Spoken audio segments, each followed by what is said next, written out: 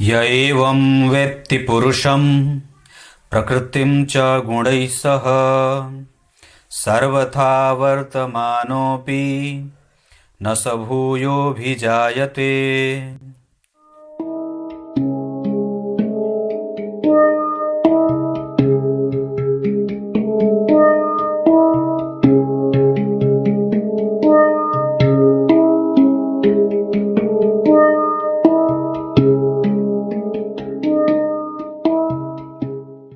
प्रिय दर्शकों नमस्कार, एक बार फिर से उपस्थित हूं आप सबके सामने सोमवार के कार्यक्रम में। मैंने अभी थोड़े दिन पहले ही एक कार्यक्रम बनाया था, मेष लग्न की कुंडली के बारे में बताया था। तो आप लोगों को वो कार्यक्रम बड़ा अच्छा लगा था और आप लोगों ने कहा था कि इस पे लगभग सभी लग्नों के बारे में जैसे बता दीजिए। उपस्थित हूं आज वृषभ लग्न की कुंडली में ग्रह युति। जैसे आपकी कुंडली अगर बनती होगी वृषभ लग्न की, चाहे वो किसी भी लग्न की हो, तो उसमें युतियां कैसे बनी हैं, वो कैसे काम करती हैं, ये बड़ा ही रोचक विषय हो जाता है। इसके साथ साथ बहुत सारे जातक ग्रंथ जो हैं, ज्योतिष के जितने भी ग्रंथ हैं उसमें, या मैंने भी कई बार, या बहुत सारे आप ज्योतिषी को जानते हैं, उसमें से उन लोगों ने ग्रहों का कैटेगराइजेशन कर दिया है कि बुध, शुक्र, चंद्रमा, गुरु शुभ ग्रह होते हैं और शनि, राहु, केतु, मंगल, क्षीण चंद्रमा पापक ग्रह होते हैं। वस्तुतः यही है और सही भी यही है। पर पाराशरीय ज्योतिष सिद्धांत में एक बड़ी अच्छी बात वहां पे यह भी लिखी गई है कि ग्रह शुभ ग्रह या पापक ग्रह नहीं होता। कोई भी ग्रह शुभ ग्रह और पापक ग्रह नहीं होता। भाव अच्छे और बुरे होते हैं, भाव शुभ और भाव अशुभ होते हैं, पापी भाव और शुभ भाव, ये लक्षण है। और यही देख करके ग्रह जब जन्म कुंडली में पापी भाव में बैठ जाते हैं तो पाप से युक्त परिणाम देने लगता है। आप जरा विचार करके देखिए, गुरु का लग्न में बैठना और गुरु का अष्टम में बैठना प्रभावित करता है।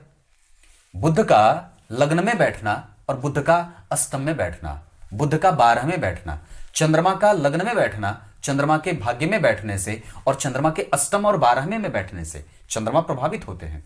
तो क्या निष्कर्ष निकलने वाली बात होती है कि ग्रह कभी भी अशुभ नहीं होते। ग्रह सारे एक जैसे हैं, भाव अशुभ और भाव शुभ होते हैं। अगर अच्छा ग्रह, शुभ ग्रह बुरे भाव में बैठ जाए, तीसरे, छठवें, 8वें और 12वें में, एकादशवें में भी कई बार, तो वो अशुभ परिणाम देने लगते हैं। और अगर पापक ग्रह भी अच्छे भाव में बैठ जाए, जैसे केंद्र में बैठ जाए या त्रिकोण में बैठ जाए, तो वो ग्रह शुभ फलदायी होने लगता है। इसी सिद्धांत के तहत पे आज आपको मैं वृषभ लग्न की कुंडली के बारे में बताने वाला हूं। पर उससे पहले आप लोगों को एक बड़ी अच्छी बात बताने वाला हूं। बताऊं? आज से प्रत्येक रविवार का कार्यक्रम, ध्यान से सुनिए, मुझे देखिए, मेरी तरफ। आज से जो अगला रविवार आने वाला है, उस रविवार को, अब प्रत्येक रविवार को शाम को आप लोगों को फ्री कुंडली विश्लेषण तो मैं करता ही हूं, जो कमेंट के माध्यम से चुने जाते हैं। पर रविवार के सुबह वाले कार्यक्रम में मैं कम से कम आधे घंटे से 45 मिनट का कार्यक्रम बनाऊंगा, जो कमेंट के माध्यम से आप लोगों के सवाल लिए जाएंगे, चाहे वो धर्म से जुड़े हों, चाहे वो दर्शन से जुड़े हों, चाहे वो राजनीति से जुड़े हों उधर से भी, चाहे वो आपके ज्योतिष से जुड़े हों। ज्योतिषीय दृष्टिकोण सबसे प्रमुख रहेगा। ज्योतिष, धर्म, वेद, शास्त्र, पुराण, उपनिषद, जितने भी क्षेत्र होते हैं जीवन के, आप मुझे कमेंट के माध्यम से पूछ लेना। मैं यथोचित अपने उत्तर में उसका उत्तर नहीं दूंगा, अपने दिमाग से उत्तर नहीं दूंगा। आपने कई बार ऐसे लोगों के कार्यक्रम देखे होंगे जिसमें वो अपना उत्तर देते हैं। ध्यान से समझिए मैं जो बोल रहा हूं, मैं अपना उत्तर नहीं दूंगा कि मेरा मत यह है या मैं ऐसा मानता हूं। मैं ऐसा उत्तर नहीं दूंगा, मैं आपको शास्त्र से उठा करके उत्तर दूंगा। ये ऐसा यहां ये कहा है, ऐसा इस ऋषि ने यहां कहा है, ऐसा इस ग्रंथ में यह बात कही गई है, ऐसा इस पुराण में यह बात कही गई है, ऐसे ही बात कहूंगा। यह नहीं कि दीपक जलाया जाए तो किस दिशा में, तो मेरा मत है कि दीपक पूर्व और उत्तर में नहीं जलना चाहिए, मेरा मत है कि दक्षिण में नहीं जलाना चाहिए, ऐसा उत्तर नहीं दूंगा। शास्त्र में क्या बात कही गई है, ग्रंथ में जो बात कही गई होगी वो उत्तर दूंगा। रविवार के कार्यक्रम का आप लोग स्वागत करिए। बहुत सारे मत, जिसमें पूजा पाठ से संबंधित, धर्मशास्त्र से संबंधित, दैनिक जीवन से संबंधित बहुत सारे सवाल जो आपको कचोटते होंगे प्रत्येक दिन प्रायः। और रिश्तों से संबंधित, जैसे कोई व्यक्ति अगर रिश्तों में उधेड़ बुन में फंसा हुआ है, पति पत्नी के बीच का भाव गड़बड़ है, भाई बहनों के बीच का संबंध गड़बड़ है, रिश्ते आपस में खराब हो रहे हैं, उसका उत्तर कैसे निकाला जाए, अगर इस सवाल का भी उत्तर आप मुझसे पूछेंगे, मैं उसका भी शास्त्र के आधार पर प्रमाण के साथ आपको उत्तर दूंगा। ऐसा तो अगर ऐसी इच्छा रखते हैं तो निश्चित रूप से अब प्रत्येक दिन के कमेंट में अवश्य ही अपने सवाल लिख दिया करिए। रविवार के सुबह का कार्यक्रम जो 10 बजे से 11 बजे के बीच में जाता है, उसमें आपके नाम के साथ, या अगर कहेंगे तो नाम नहीं भी लूंगा, पर आपके सवाल का उत्तर दे दूंगा। अब आइए आपको प्रधान कार्यक्रम में लेके आता हूं। गीता जी के श्लोकार्थ भी बताना बाकी है। अगर जन्म कुंडली वृषभ लग्न की बनती है, ध्यान से समझने की बात है, अगर जन्म कुंडली वृषभ लग्न की बनती है तो इसमें क्या क्या चीजें ध्यान देने वाली हो सकती हैं। यह कार्यक्रम बहुत ही महत्वपूर्ण होने वाला है। याद रखिएगा, यह वृषभ लग्न मतलब स्थिर लग्न की प्रकृति बनेगी। यह लग्न में जो राशि बनी है, यह स्थिर तत्व की राशि है। स्थिरता के साथ इसके जीवन में देखने को प्रगति देखी जाती है। स्थिर होकर के धीरे धीरे मिलेंगी सारी चीजें, पर प्रमुखतया यहां पे भूमि तत्व की राशि लग्न में बने होने के कारण स्थिरता के साथ व्यक्ति की प्रगति देखी जाती है। केंद्र और त्रिकोण के अधिपति होने से शनि इस कुंडली में सर्वाधिक अच्छे ग्रह के रूप में जाने जाएंगे। अच्छे ग्रह के रूप में मतलब वो ग्रह आपके लिए इस कुंडली में सर्वाधिक अच्छा बनेगा। मतलब क्या है कि वो चाहे बुरा बैठा हो चाहे अच्छा बैठा हो, अगर उसके पास थोड़ा भी बल रहेगा तो वो ग्रह आपको अच्छा परिणाम देने से नहीं चूकेगा। अगर उसकी युति पंचम भाव के अधिपति बुध से, चतुर्थ भाव के अधिपति सूर्य से, सप्तम भाव के अधिपति मंगल से, लग्न के अधिपति शुक्र से, या नवम भाव के अधिपति तो स्वयं होते ही हैं, इन्हीं भावों में अगर कहीं भी बैठ जाएं, कोशिश करें कि ये यहां ना बैठे हों। हालांकि यहां बैठेंगे तो भी ठीक रहेगा, यहां बैठेंगे तो थोड़ा कष्ट होगा, यहां बैठेंगे तो भी ठीक रहेगा, यहां बैठेंगे तो भी ठीक रहेगा। ध्यान से समझिएगा। पर अगर ऐसी स्थिति बनती हो तो ये शनि आपकी कुंडली के लिए बहुत अच्छे परिणाम देने वाले बनेंगे। ध्यान से समझिएगा। ये वृषभ लग्न की कुंडली कैसे देखनी है, इसका पता इससे लगाया जा सकता है। इस कुंडली के लिए बुध सर्वाधिक अच्छे ग्रह के रूप में आते हैं दूसरे नंबर पे। मतलब अगर शनि के पास बल थोड़ा कम हो और बुध के पास बल ज्यादा हो तो व्यक्ति की कुंडली आगे बढ़ जाएगी, फ्लरिश कर जाएगी। और बुध चूंकि धन और पंचम के अधिपति होते हैं, दो अच्छे भावों के अधिपति होने के कारण बुध आपकी कुंडली में दूसरे नंबर के सर्वाधिक महत्वपूर्ण ग्रह के रूप में जाने जाएंगे। पक्की बात है। तीसरे नंबर पे आपकी कुंडली में बनेंगे जन्म कुंडली के शुक्र, जो आपकी कुंडली में लग्नेश होने के साथ साथ छठवें भाव के भी अधिपति हैं। अगर आपकी कुंडली में ये बहुत अच्छे भाव में बैठे हों, जैसे लग्न में, जैसे धन में, तृतीय में भी बैठेंगे तो चलेगा, चतुर्थ में भी बैठे हों, ये तो लग्नेश है, कहीं भी बैठेंगे तो गड़बड़ी नहीं करेंगे। इसका अर्थ होगा कि तीसरे नंबर पे प्रधानतया शनि, दूसरे नंबर पे बुध, तीसरे नंबर पे शुक्र। अगर आप इसको पहले नंबर पे भी रख देंगे तो कोई हड़बड़ी नहीं होगी। मतलब है कि ये लग्नेश है और आपकी कुंडली में इनका भी स्वस्थ होना बहुत मायने रखेगा, क्योंकि इसी से आपके स्वास्थ्य और इसी से आपकी प्रकृति और इसी से आपके स्वभाव का चिंतन होगा और इसी से आपकी आयु भी विचारी जाएगी। इसका अर्थ होगा कि आपकी कुंडली में शुक्र का ठीक होना भी बहुत महत्वपूर्ण है। अगर वो ठीक है तो बहुत सारी चीजें आपको ऑटोमेटिक मिल जाती हैं। इस कुंडली में लाभ भाव के अधिपति होने के साथ साथ अष्टम भाव के अधिपति होते हैं देवगुरु बृहस्पति। मेरी तरफ देखिए, इधर उधर बात ना करिए। चतुर्थ भाव, एकादशवें भाव के अधिपति होने के बाद अष्टम भाव के अधिपति होते हैं शुक्र, देवगुरु बृहस्पति। इस कुंडली के लिए वो महान अशुभ ग्रहों के रूप में जाने जाते हैं, क्योंकि एकादशवां भाव पापी भाव होता है और अष्टम भाव मृत्यु भाग होता है। दो अच्छे भावों के अधिपति नहीं होने के कारण ही, दो अच्छे भावों के अधिपति नहीं होने के कारण देवगुरु बृहस्पति सर्वाधिक नैसर्गिक रूप से शुभग्रह होने के बावजूद भी वृषभ लग्न की कुंडली के लिए बहुत अच्छे नहीं होते। पर एक बड़ी अद्भुत बात है, मैंने क्या बात बताई थी कि सर्वाधिक शुभग्रह होने के बाद देवगुरु बृहस्पति अगर किसी भी कुंडली में कहीं भी बैठे हों, वो कुछ ना कुछ अपनी दशा में दे ही जाते हैं, क्योंकि उनका स्वभाव देने का होता है। उनका स्वभाव देने का होता है। नानी, नाना, दादा, दादी, माता, पिता और बड़ा भाई, गुरु, ये सब देने वाले होते हैं। ये आपसे लेने की इच्छा नहीं रखते। और जब ये लोग आपसे लेने की दिमाग में आ जाते हैं तो समझ लो कि समाज का पतन होने वाला है कि नहीं बात? अगर देवगुरु बृहस्पति आपसे लेने लगेंगे तो व्यक्ति का जीवन कैसा होगा, जरा विचार करना।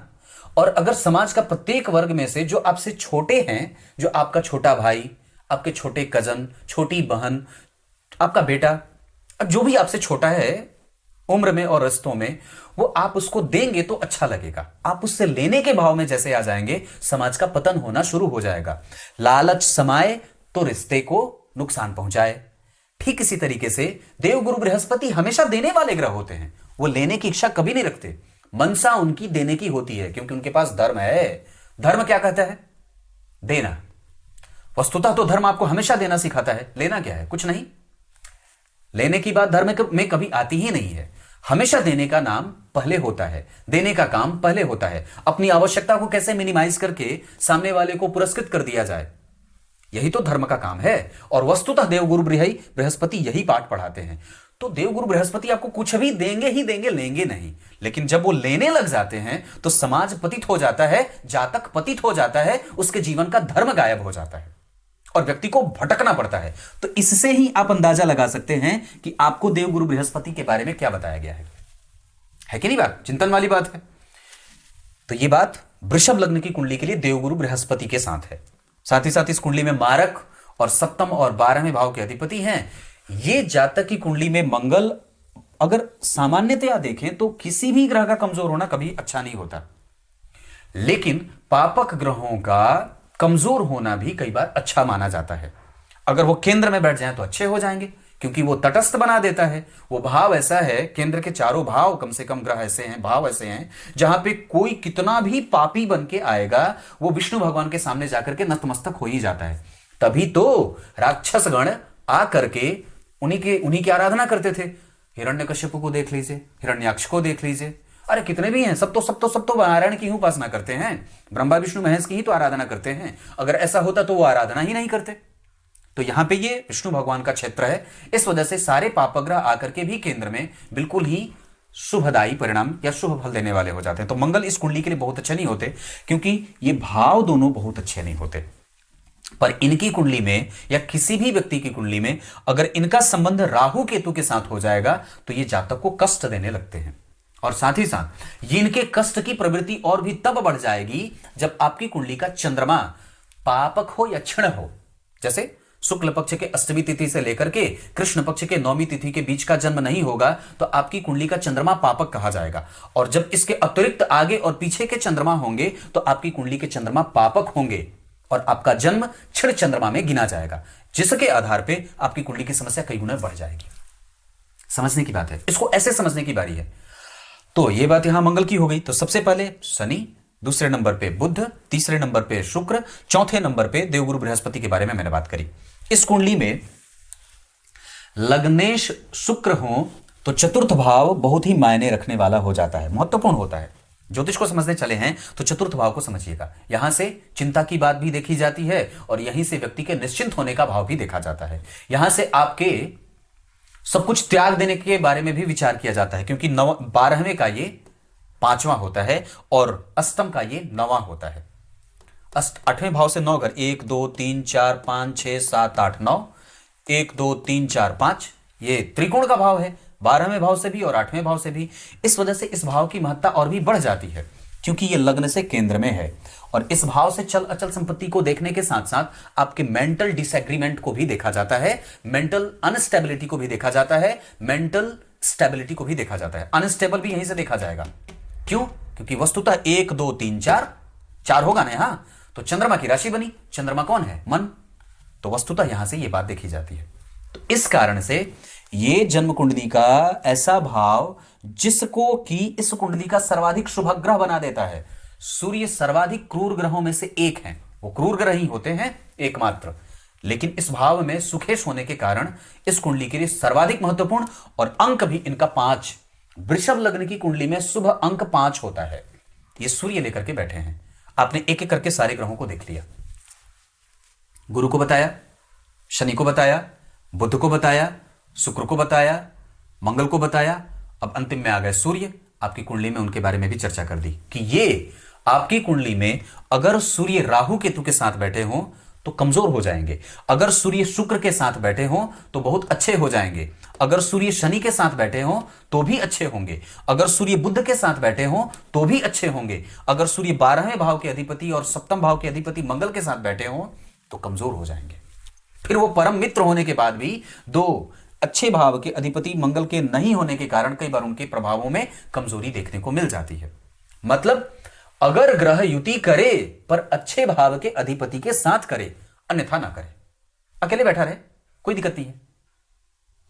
दुर्गंध युक्त जगह पे बैठेंगे, दुर्गंध वाले व्यक्ति के पास बैठेंगे तो दुर्गंध आपको भी आएगी। परमहंस तो है नहीं, परमहंस तो है नहीं ना, तो परमहंस नहीं है तो दुर्गंध से युक्त, यानी कि 12वें भाव के अधिपति के साथ अगर ग्रह बैठेगा तो कम से कम उसको भी कष्ट भोगना पड़ता है। ये बात है।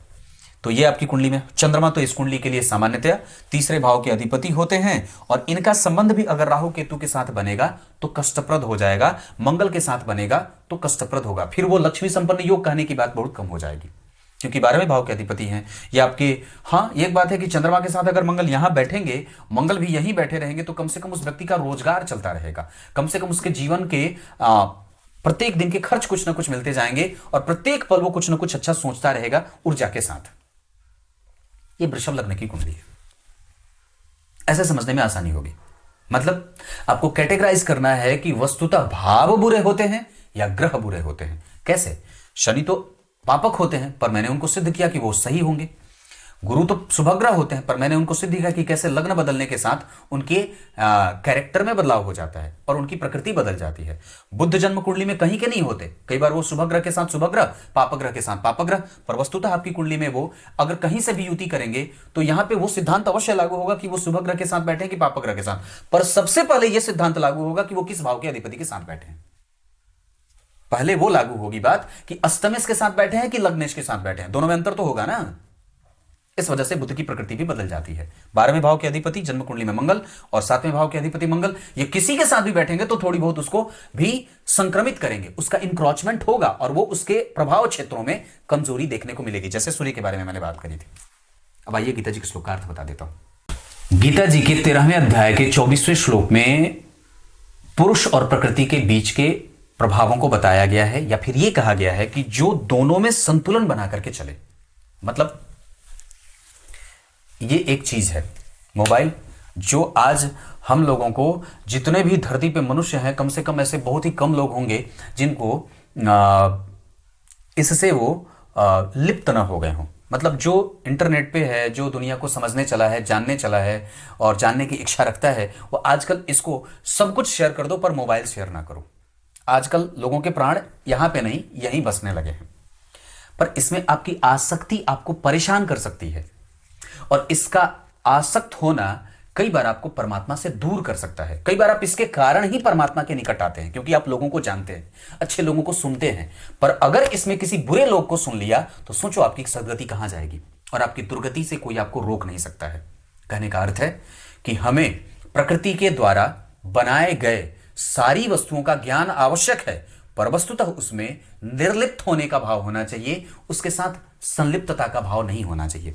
कुछ मतलब कोई भी चीज है, कोई भी चीज आप उठा करके देख लीजिए, जो भी चीज आपके पास है, आसपास जो पड़ोस में चीजें पड़ी हैं, आप उसके, जैसे भाषा है अंग्रेजी, आप उसको जानो, समझो, और चूंकि वो अंतरराष्ट्रीय लेवल पे विकसित है, इस वजह से उसका जानकार होना आवश्यक है। पर इसका अर्थ यह नहीं होता कि आप हिंदी को छोड़ दो। इसका अर्थ यह नहीं होता कि आप अपने माता पिता के साथ ही भाषा में परिवर्तन करके मूल और अपने सैद्धांतिक भाषा को छोड़ दें। ऐसा तो कभी नहीं होता। तो कहने का अर्थ है कि हमें जानना सब कुछ है, पर वस्तुतः हमारे योग्य क्या है यह भी जानना सबसे पहले आवश्यक है। हमारे लाभ की चीज कौन सी है, जो चीज आप देख रहे हैं वो आपके लाभ के लिए है या नहीं है, उससे आपको लॉन्ग टर्म में क्या फायदा मिलने वाला है। लंबा इन्वेस्टमेंट तो देखते ही हैं, तो क्या फायदा होने वाला है। कुछ इसी तरीके से आज के कार्यक्रम का समापन करते हैं। तब तक के लिए इजाजत दीजिए, कल एक बार फिर से उपस्थित होंगे आप सबके सामने। तब तक के लिए बहुत बहुत नमस्कार।